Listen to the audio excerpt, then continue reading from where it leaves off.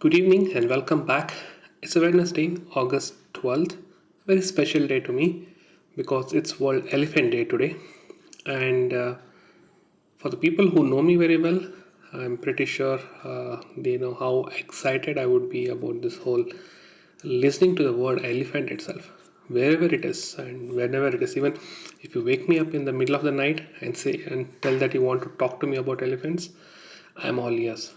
So I thought, like, instead of telling about how the day went or what happened and all, I thought let me tell a few things about my experience with elephants and um, everything and anything whatever I can think of related to elephants. And I don't know if the 5 to 10 minutes that I'm planning to spend, I'll be able to tell everything in detail, or if I'll be able to really express or not. Because quite often, like, people come and ask, like, which is your favorite animal, which is your favorite bird, and you say a specific thing, and they say why. That's where I find it tricky, because it's not something which you can explain it in one sentence or one paragraph or probably even 1 hour. Okay, I can probably go on for hours together, but I'll try to see what's the best I can do in the 5 to 10 minutes I'm thinking of. So first of all, let me tell you, my first ever wild elephant sighting was way back in 2005 when I went to Bandipur. Now, there's a whole different story about this, my personal first visit to the forest and this particular Bandipur story. So for the people who do know that I run a podcast called Stories from Journey Through Nature, I think this is one of the very first episode where I've spoken about how I got into wildlife photography. So that should give you a pointer about why I ended up in Bandipur. But coming back to our point today, so this was probably in the very first day evening safari. I think it was a Saturday evening safari, and just came across a mid-aged elephant. It was not a fully adult; it was a youngster itself. It was in a pit. I mean, I would not call it as fallen down, but it was. Let me explain in my words. It was actually eating mud, and I had never seen an elephant eat mud in TV or anywhere, not even heard of it. All that you know is they eat grass, they eat banana plantation, and things like that, but never mud. And that very moment, very close friend of mine and my Guruji in wildlife photography, he told me that this place is called Salt Lake, and animals come here to eat salt. Okay, and this is one of the ways where they can get nutrients. Sometimes the forest department themselves, what do you call, put salt, specific salts on this place, so that animal get to eat it and get their share of nutrients. And this very thing fascinated me. First of all, it's not a natural thing, okay, for me to see an elephant lick a salt, as I would say. And what this elephant was doing is, like, putting its trunk on the mud, just what do you call, say, like, play around there and just put it in back in its mouth, and it was trying to lick its finger, lick its trunk, not lick its finger. Like, it was quite literally doing like licking its finger type of thing. I was just wondering, like, who goes and teaches all these animals all this stuff? Like, okay, there is salt here, come and eat, and this is how you're supposed to eat. And that day, it kept on ringing in my head, like, okay, a big animal like elephant can learn on its own that there is this place like this. It can come and it can get its share of nutrients in the form of salts and all. So I was a little bit fascinated, and then on, I mean, that was a point when my kind of that bug of wildlife photography and wildlife and stuff started. So I started reading more, and I started seeing more photographs about elephants. Such a beautiful animal this is, and it's not the size or anything that I like this animal. Like, this is the largest living animal, but again, this is not because of the size that I like it, but there's so many factors. Okay, and then a few years down the line, I got to visit Corbett, and Corbett is like a paradise. So Corbett is kind of like a paradise for not only wildlife photographers, but the moment you go into Dikala, you know, or somebody tells you about Dikala, you know that it's all about elephants and elephants in this grassland.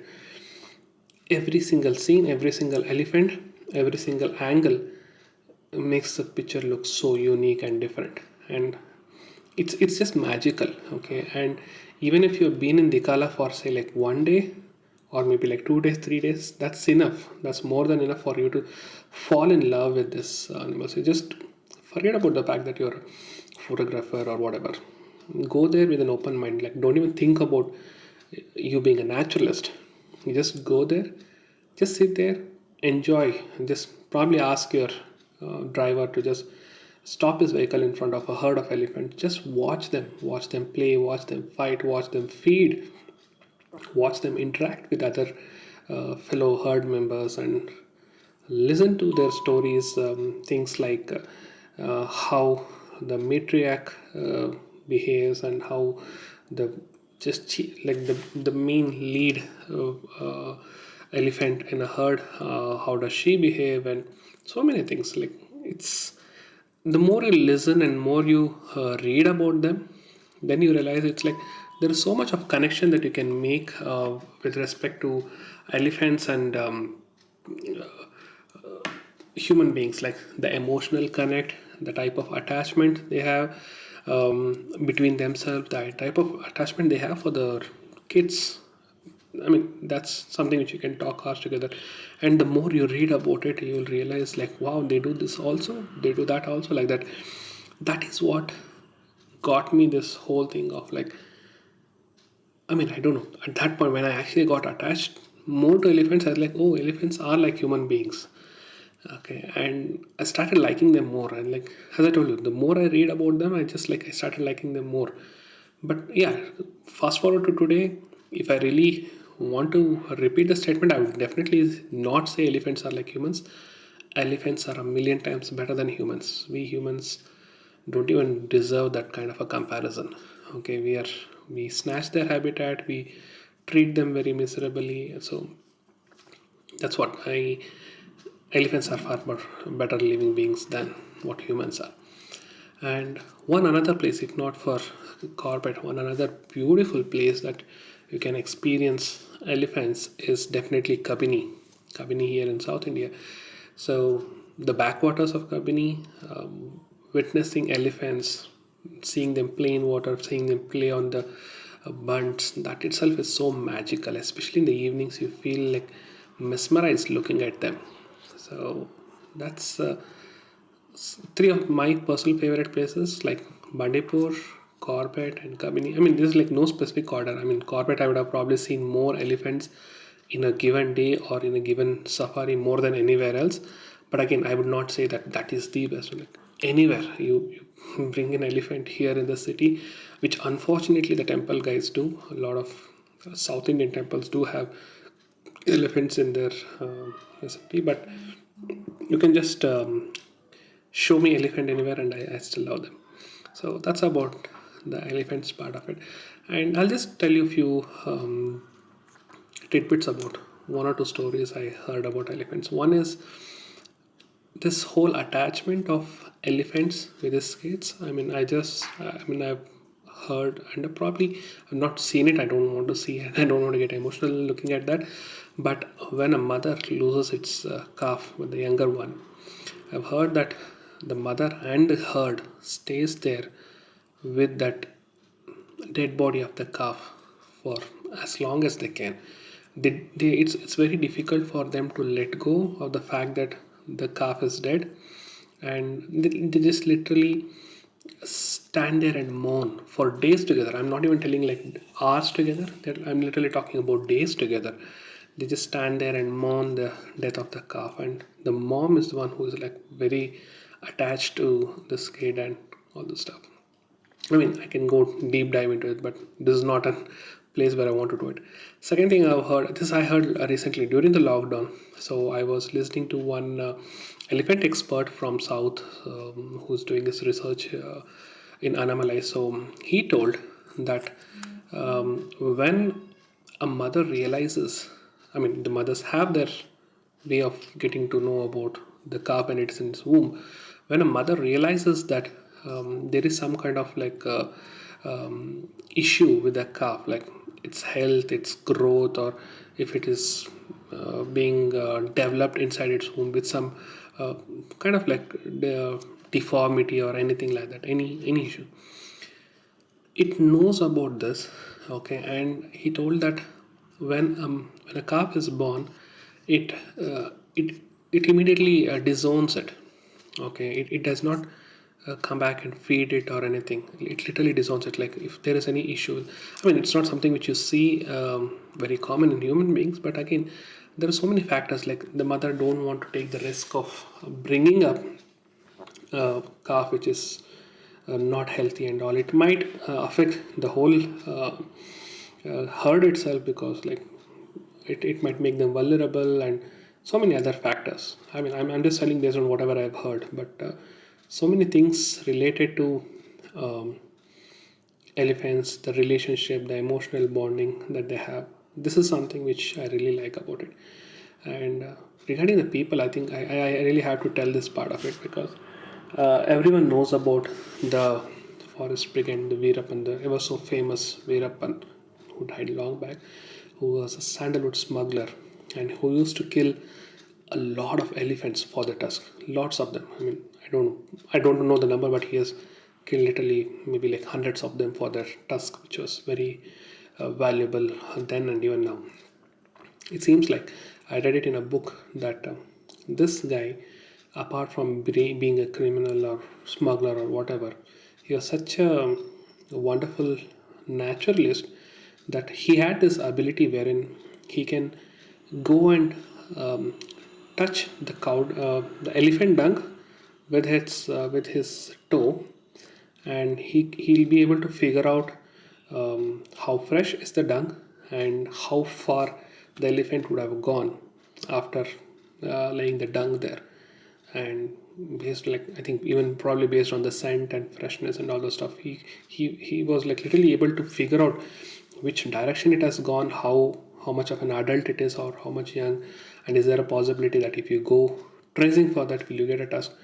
He was such an expert, okay. And he's like, I mean, it's not in a good sense that he knew all these things, but he knew elephants in and out. That's what I've heard a lot about him, especially when it comes to elephants knowledge by Veerappan.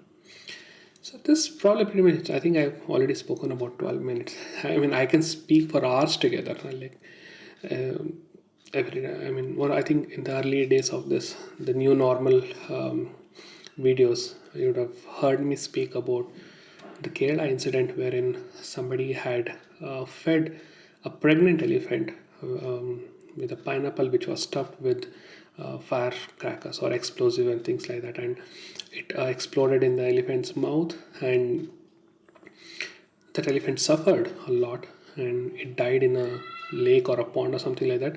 And when they actually did the postmortem, they realized that the elephant actually had a calf. It was pregnant and it was carrying a calf. And that incident actually shook me up a lot.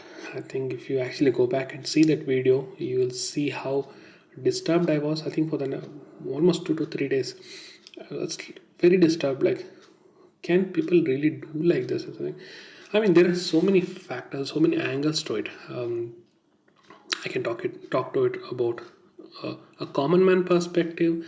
I can talk about it from a wildlife photographer perspective. I can talk about it from a conservationist perspective, and armchair conservationist perspective. That's what everyone is expert in in the current world. They just sit at home. They just feel that they know everything, and they just start shouting.